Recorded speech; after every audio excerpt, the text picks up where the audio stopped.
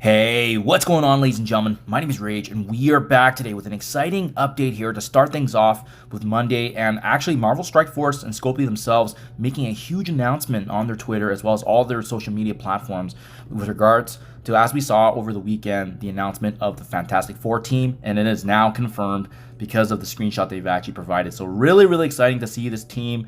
But as well, they were able to showcase the fifth and final member, which we suspected to be Franklin Richards, being obviously the son of Mr.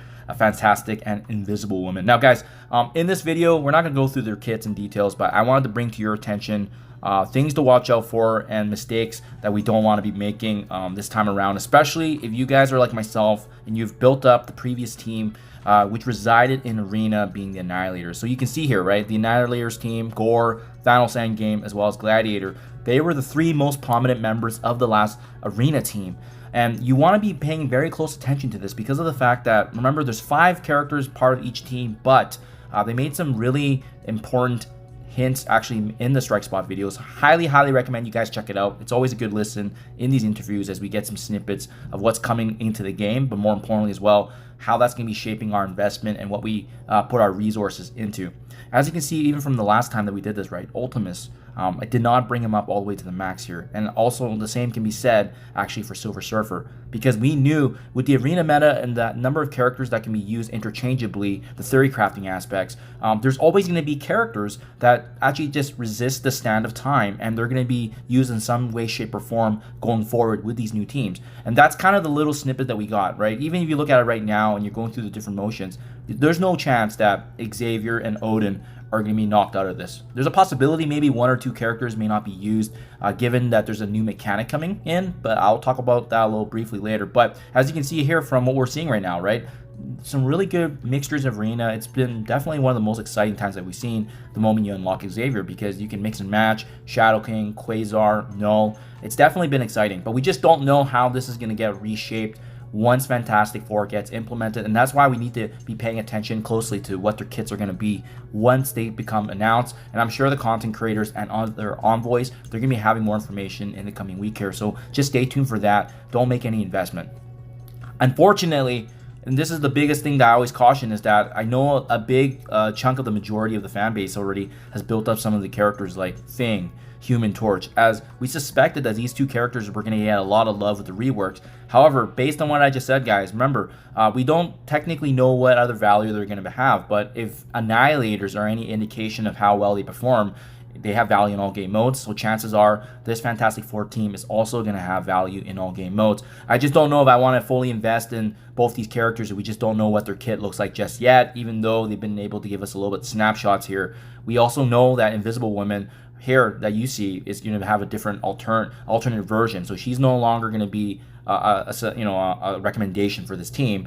We can also say the same thing about Mr. Fantastic here. He's going to get phased out because of the new Mr. Fantastic. So right from the get-go, this original Fantastic Four team isn't looking too great already. And then we have obviously Franklin Richards being probably the highlight and probably going to be the most powerful character out of this Fantastic Four mix, which I'm super excited about.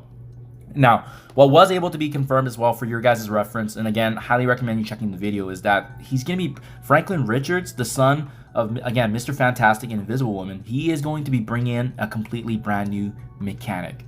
And actually, maybe I'll just cancel this and show you some of the most powerful characters in the game. You know, characters like Odin, Null, as well as Xavier, they might actually get potentially pushed out because of how powerful Franklin's going to be.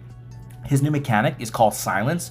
And my understanding anyways when I was listening to that is that Silence is going to be some sort of negative debuff effect that's applied to an enemy character. But it essentially blocks, hence the naming Silence. It essentially blocks that character from applying both negative and as well as positive effects to either enemies or as well ally characters, rendering them kind of useless, right? If you think about all the abilities of Odin and what he has in terms of his passive ability, just imagine if Odin couldn't have any opportunity to actually utilize his buffs, cast away, you know, some of the most powerful abilities, cleansing and whatnot, and he doesn't have any kind of effect like that.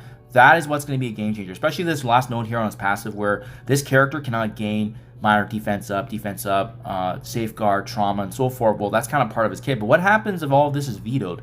And that's kind of where Franklin Richards comes into play, because if he can actually shut down any character like that, he could very well be one of the most powerful characters in the game. Now, I think from the little bit of verbiage they were able to confirm, it may be limited and restricted to arena, so therefore there's going to be some control aspect of there. You can't just render it basically everywhere in all game modes, right? There's probably going to be some sort of limitation, as we kind of saw with Annihilators in the arena meta.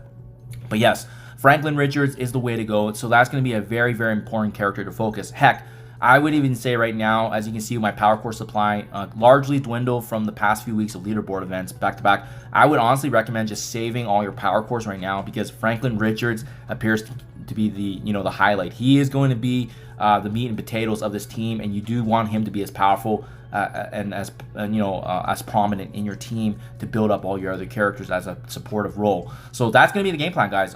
Starting now, we're going to be hoarding power cores. I know there's an event that's starting in just a few hours here, which is really, really bad timing. But I mean, just hearing what I heard about Franklin Richards, the kind of role he's going to be playing for this Fantastic Four team, and knowing at the end of the day that power cores is king, we have to ensure that we're staying in this top 10, so we're generating 500 power cores per day. And sometimes, like I alluded to before with the Annihilators release, you got to spend cores to make cores, and that's what's going to happen.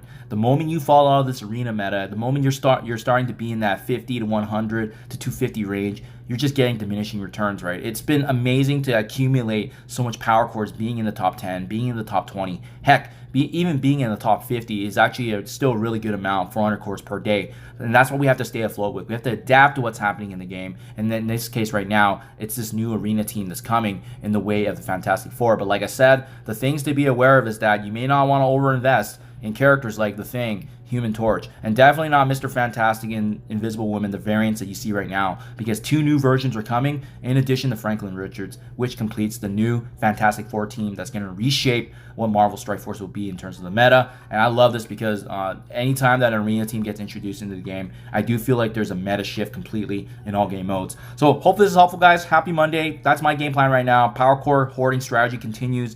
We're going to save that up for Franklin Richards as well as the other Fantastic Four members if we have anything to spare. And more importantly, make sure you guys watch what you're investing in. And hopefully you did not level up these Fantastic Four OG characters that we have right now until we see what the new landscape is going to be given once their kits are released, and then after we see some footage as well and how they synergize.